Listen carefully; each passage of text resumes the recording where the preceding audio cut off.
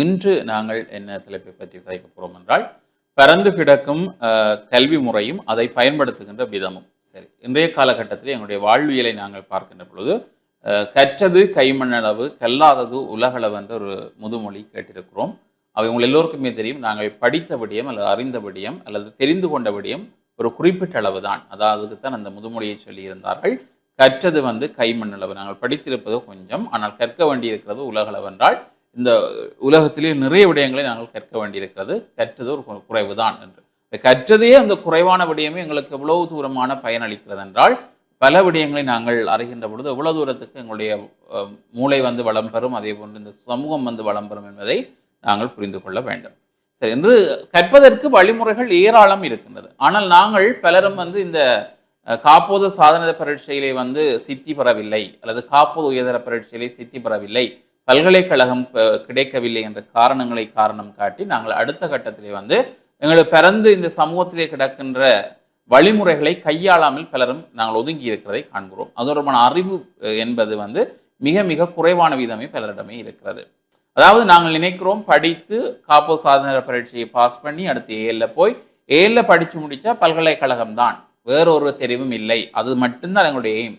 அது கிடைக்காவிட்டால் நாங்கள் அடுத்த கட்டம் வேறு ஏதாவது ஒரு விடயத்தை செய்ய வேண்டும் என்கிற எண்ணங்களை போக்கி அப்படியே எங்களுடைய படிப்பை கைவிட்டு விடுகிறோம். அடுத்து வீடுகளிலே இருந்து அதுக்கு பிறகு திருமண வாய்ப்புகள் அல்லது வீடுகளிலே நாங்கள் வேறு ஏதாவது சுயதொழில்களை கற்றுக்கொண்டு அதன் ஊடாக வருமானத்தை பெற்றுக்கொண்டு அப்படியே எங்களுடைய அந்த அறிவை மழுங்கடித்து கொண்டு பலரும் இருக்கிறோம். ஒரு வருமானம் ஈட்டும் சில விடயங்களை மட்டும்தான் செய்து கொண்டிருக்கிறோம்.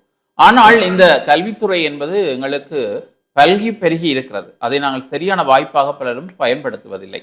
அதாவது பல்கலைக்கழகத்திலே ஒரு 3 சித்தி பெற்றவர், அதாவது இந்த சொல்வார்கள் பல்கலைக்கழகத்திலே முதல் படிவம் நிரப்பி நீங்கள் போட வேணும், ஃபர்ஸ்ட் ஃபார்ம் நிரப்பி அனுப்ப வேணும்னு சொல்வார்கள். ஒரு ஏஎல் பரீட்சை முடிந்து நீங்கள் ஒரு பாடத்துறையிலே 3 சித்திகளை பெற்றால் கூட இந்த ஃபார்மை கட்டாயம் அனுப்ப வேண்டும்.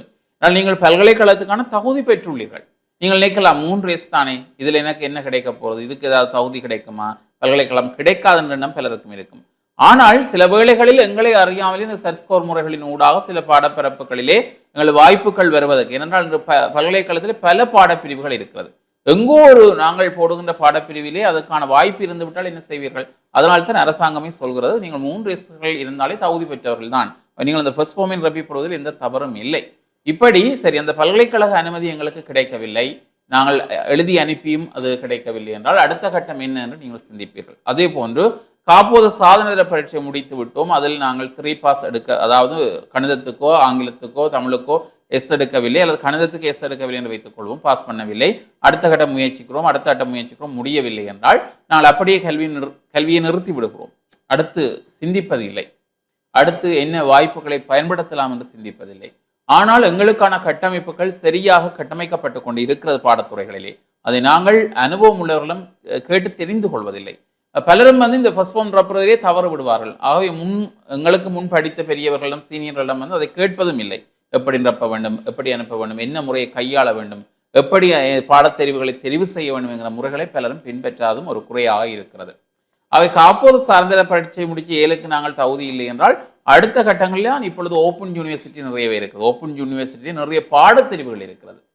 நாங்கள் எங்களுடைய தகுதிக்கு ஏற்ற விதத்திலே நாங்கள் எங்களை வளர்த்துக்கொள்ளக்கூடிய சான்றிதழ் பயிற்சி முறைகள் எல்லாம் இருக்கிறது. சாதாரணமாக நாங்கள் ஒரு சான்றிதழ் பயிற்சி, அதாவது ஒரு டிப்ளோமாவை எடுத்து உயர் தேசிய டிப்ளோமாவை எடுத்து அடுத்து நாங்கள் ஒரு பட்டதாரியாக கூட வாய்ப்புகள் இருக்கிறது. நாங்கள் காப்போத சாதன தரத்திலே சில நேரங்களிலே எங்களால் பின்னடைவான முடிவுகளை பெற்றாலும் கூட நாங்கள் திறந்த பல்கலைக்கழகங்களை படித்து சிறந்த ஒரு பட்டதாரியாக வருவதற்கான வாய்ப்புகள் எல்லாம் உருவாக்கப்பட்டு கொண்டு தான் இருக்கிறது எங்களுடைய பிரதேசங்களில். அதை நாங்கள் சரியாக பலரும் தெரிந்து கொள்வதில்லை.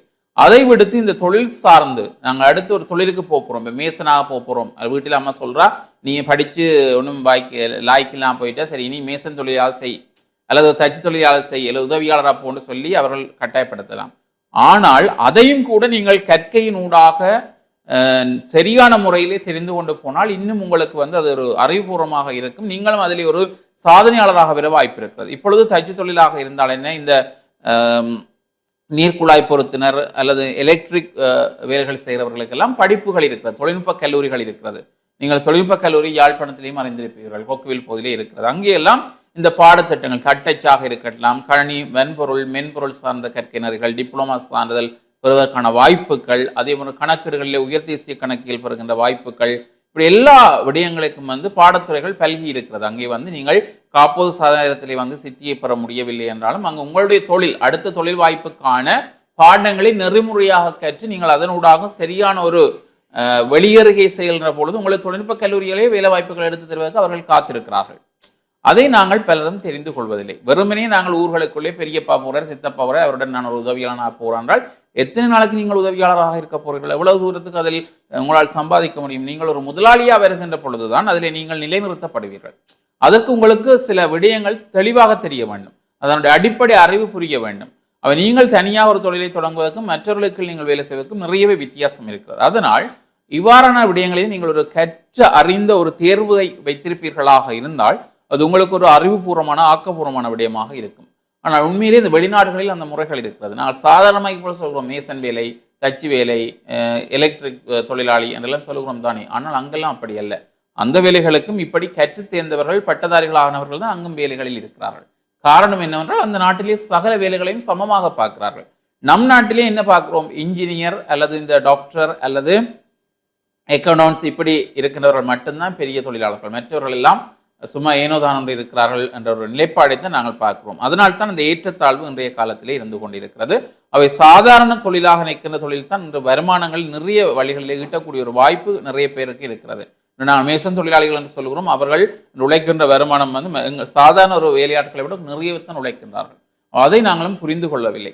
அதை புரிந்து கொள்கின்ற சந்தர்ப்பத்தையும் கொடுக்கவில்லை. அவை முடிந்தவரை இவற்றை நாங்கள் ஒரு எங்களுக்கான ஒரு அடிப்படை அழகாக இவற்றை பயன்படுத்தி அதனூடாக கேட்கின்ற பொழுது நிச்சயமாக பெரிய மாற்றங்களை நாங்கள் சந்திக்கக்கூடிய வாய்ப்புகள் இருக்கிறது.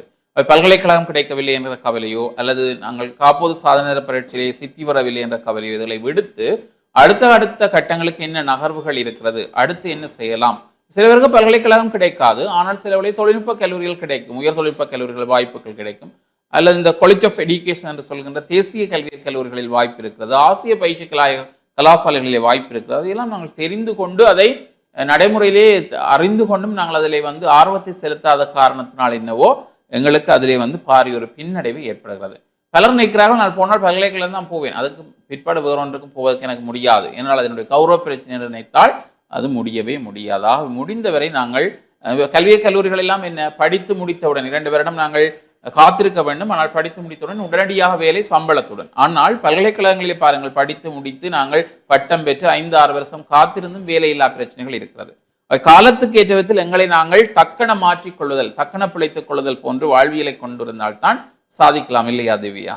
நிச்சயமாக உண்மையிலேயே இன்றைக்கு இந்த வளர்ந்திருக்கக்கூடிய தொழில் வேலை வாய்ப்பு அதிகமாக இருக்கக்கூடிய இந்த உலகத்திலே எங்களுக்கான ஒரு எதிர்காலத்தை உருவாக்கி கொள்வதற்காகத்தான் எல்லாரும் போராடி கொண்டிருக்கிறோம். அதிலும் குறிப்பாக தற்பொழுது உயர்தர பரீட்சை பெறுபவர்கள் கிடைத்திருக்கக்கூடிய மாணவர்களுக்கு பல்வேறு குழப்பங்கள் இருக்கக்கூடிய காலமாக இந்த காலம் இருந்து கொண்டிருக்கிறது. என்னன்னு சொன்னால், இந்த முதற் படிவத்தை நிரப்புவது எப்படி, அல்லது நான் எந்த கோர்ஸை போடுவது, இந்த கோர்ஸுக்கு நான் தகுதியானவரா, அல்லது நான் எடுத்த சட் ஸ்கோர் இந்த கோர்ஸை போடுறதுக்கு போதுமானதாக இருக்குமா, அல்லது இந்த ஃபர்ஸ்ட் ஃபார்மை நான் எப்படி நிரப்ப போறேன்னு சொல்லி பல்வேறு விதமான குழப்பங்கள் நிகழக்கூடியதாக இருக்கிறது. அந்த குழப்பங்கள் இன்றைக்கு இந்த பாடசாலை சமூகங்கள் கூட காரணமாக இருக்கிறது. என்னன்னு சொன்னால், அந்த அண்மையில சில பாடசாலைகள்ல குறிப்பாக உயர்தர பரீட்சை பெற்றவர்களுக்கான பாராட்டு விழாக்கள் நடைபெற்றுக் கொண்டிருந்தன. அதிலும் குறிப்பாக இந்த சில மாணவர்களுக்கு இந்த பாராட்டு விழாவிற்கான அழைப்புகள் கிடைக்கப்பெறவில்லை. காரணம் என்னவென்று கேட்டா, உங்களுக்கு பல்கலைக்கழகங்கள் கிடைக்காது, இந்த சட் ஸ்கோருக்கு இந்த பல்கலைக்கழகத்திற்கான கோர்ஸுகள் கிடைக்காது என்று சொல்லி அவர்களுக்கான அந்த பாராட்டு விழாக்கள் நடாத்தப்படாமல் இருந்திருக்குது. ஆனா கேட்க போனா அவர்களுக்கான சட் ஸ்கோர் 1.2, 1.3 இவ்வாறான சட் ஸ்கோர் இருக்கக்கூடிய பிள்ளைகளையே இவ்வாறு இன்றைக்கு இந்த பாடசாலை சமூகங்கள் குறிப்பிடக்கூடிய சூழல் குறிப்பிட்ட சில மாவட்டங்கள்ல, குறிப்பிட்ட சில பிரபல பாடசாலைகள்ல இடம்பெற்றிருக்கிறத காணக்கூடியதாக இருக்கிறது. எனவே இந்த சட் ஸ்கோருக்கு இந்த பாடம் தான் கிடைக்கும், இந்த சட் ஸ்கோருக்கு இந்த கற்கனொரி கிடைக்காதுன்றது நாங்கள் உறுதிப்பட கூற முடியாது. ஏற்கனவே வந்திருக்கக்கூடிய கைநூலினை அடிப்படையாக கொண்டு நாங்கள் ஒரு ஊகத்தை போட்டுக்கொள்ளலாமே தவிர இந்த வருடத்திற்கு இந்த சட் ஸ்கோருக்கு தான் இந்த பாடம் கிடைக்கும் என்பதை நாங்களாக எந்த முற்கற்பிதங்களோடும் முடிவு செய்து கொள்ளக்கூடாது என்பதை மாணவர்கள் தெளிவாக புரிந்து கொள்ள வேண்டும். எனவே இந்த வருடத்திற்கான இந்த முதற் படிவத்தை நிரப்புவதற்கான ஆக குறைந்த தேவைப்பாடுகளாக இருக்கக்கூடிய விடயங்கள் நீங்கள் இந்த பரீட்சையிலே உயர்தர பரீட்சையிலே 3 முறைக்குள் தோற்றி நீங்கள் அங்கீகரிக்கப்பட்டிருக்கக்கூடிய 3 பாடங்களிலும் 3 SGT-னை பெற்றிருக்க வேண்டும். அத்தோடு உங்களுக்குரிய பொது சாதாரண தர உங்களினுடைய ஜெனரல் டெஸ்ட் என்று சொல்லக்கூடிய விடயத்திலையும் நீங்கள் 30 புள்ளிகளுக்கு மேல் பெற்றிருக்க வேண்டும் என்பதுதான் ஆக குறைந்த அடிப்படை தேவைப்பாடுகளாக இருக்கிறது. நீங்கள் எடுத்திருக்கக்கூடிய உங்களினுடைய ரிசல்ட்ஸ் 3A ஆகவும் இருக்கலாம், 3S ஆகவும் இருக்கலாம், அதற்கு இடைப்பட்டதாகவும் இருக்கலாம். நீங்கள் கட்டாயமாக முதற் படிவத்தை நிரப்புவது என்பது கட்டாயமாக்கப்பட்டிருக்கக்கூடிய விடயமாக இருக்கிறது. எனவே நீங்கள் இந்த முதற் படிவத்தை நிரப்புவதற்கு முன்னர் நீங்கள் முதலிலே தெளிந்திருக்க வேண்டிய விடயம் அல்லது தெரிந்திருக்க வேண்டிய விடயம் என்னவாக இருக்கிறது என்று சொன்னால், உங்களினுடைய உயர்தர பரீட்சையினுடைய பெறுபேறு வந்திருக்கக்கூடிய பத்திரத்திலே நீங்கள் பல்கலைக்கழக அனுமதிக்கு தயார் அல்லது விண்ணப்பிப்பதற்கு தகுதியானவர் என்ற இடத்திலே ஜஸ் என்ற அடையாளம் இடப்பட்டிருக்கிறது அல்லது ஜஸ் என்று குறிப்பிடப்பட்டிருக்கிறது என்று சொன்னால், நீங்கள் கட்டாயமாக இந்த மே மாதம் 19ஆம் தேதிக்கு முன்னராக இந்த ஃபர்ஸ்ட் ஃபார்மினை நிரப்பக்கூடியவர்களாக இருக்க வேண்டும். ஏனென்று சொன்னால், இன்றைக்கு இந்த உயர்தர பரீட்சையிலே பார்த்தீர்களானால் கணித பிரிவாக இருக்கலாம், வணிகவியல் பிரிவாக இருக்கலாம், உயிரியல் விஞ்ஞான பிரிவாக இருக்கலாம், பௌதிக விஞ்ஞான பிரிவாக இருக்கலாம், அல்லது உயிர் முறைமைகள் தொழில்நுட்ப பிரிவு என குறிப்பிடக்கூடிய 6 பிரிவுகளிலே மாணவர்கள் பரீட்சைக்கு தோற்றி சித்திகளை பெற்றுக்கொள்ளக்கூடியவர்களாக இருப்பார்கள். இந்த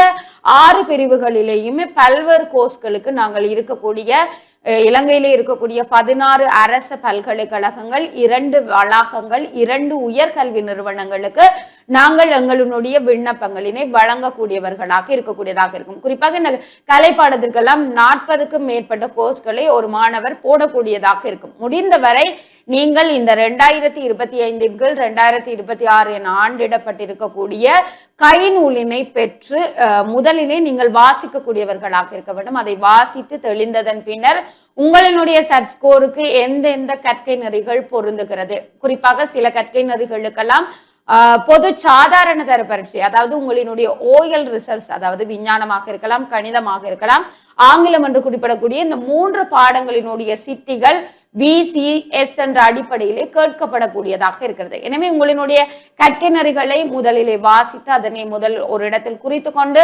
அதற்கு எதில் முதலாவதாக சாதாரண தர பரீட்சையின் பெறுபேறுகள் கேட்கப்படுகிறது என்பதையெல்லாம் தெளிவாக பார்த்து கொள்ளுங்கள்.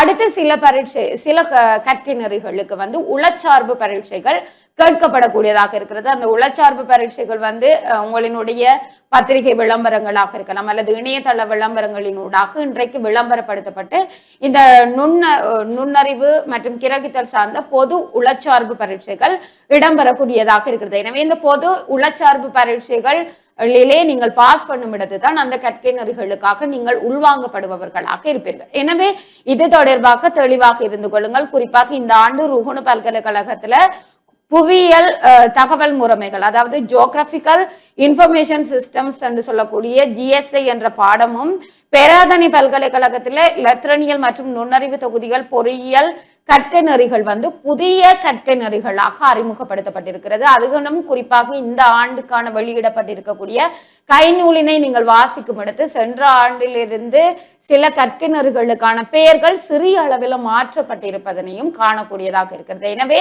எந்த முற்கற்பிதங்களும் இல்லாமல் இந்த சட் ஸ்கோருக்கு இந்த பாயிண்ட்ஸுக்கு எனக்கு இந்த யூனிவர்சிட்டி கிடைக்காதண்டி எந்த முற்கற்பிதமும் அல்லது யாருடைய தவறான வழி நடத்துதல்களும் இல்லாமல் நீங்கள் குறிப்பிட்ட கற்கை நெறிகளை உங்களினுடைய அடிப்படை தேவைகளாக இருக்கக்கூடிய 3S ஆக இருக்கலாம், மற்றது உங்களினுடைய ஜெனரல் டெஸ்டில் நீங்கள் பெற்றிருக்கக்கூடிய 30 புள்ளிகளை பெற்றிருந்தால் அனைத்து கற்கை நெறிகளுக்கும் நீங்கள் போடக்கூடியவர்களாக இருக்க வேண்டும். அதற்கு நீங்க முதலில் செய்ய வேண்டிய விடயம், இந்த வருடத்திற்கான கைநூலினை பெற்று அந்த கைநூலினை ஆறுதலாக வாசித்து அதில் இருக்கக்கூடிய தெளிவான விடயங்களை நீங்கள் உங்கள் மனதிலே இருத்தி கொண்டு இலத்திரனியல் விண்ணப்ப படிவத்தினை நிரப்புவதற்கு முயற்சியுங்கள்.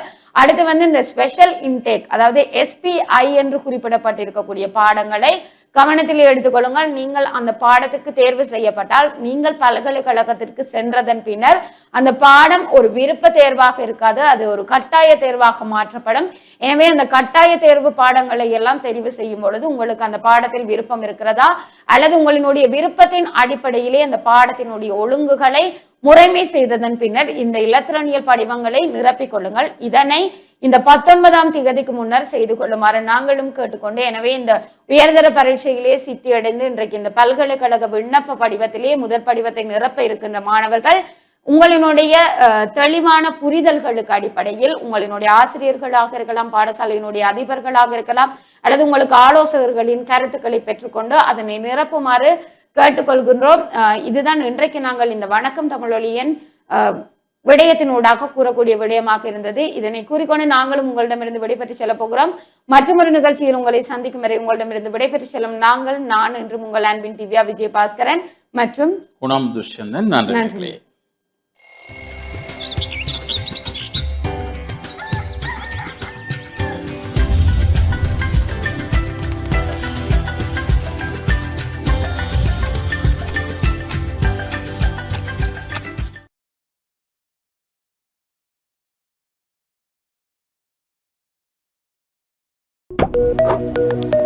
Thank you.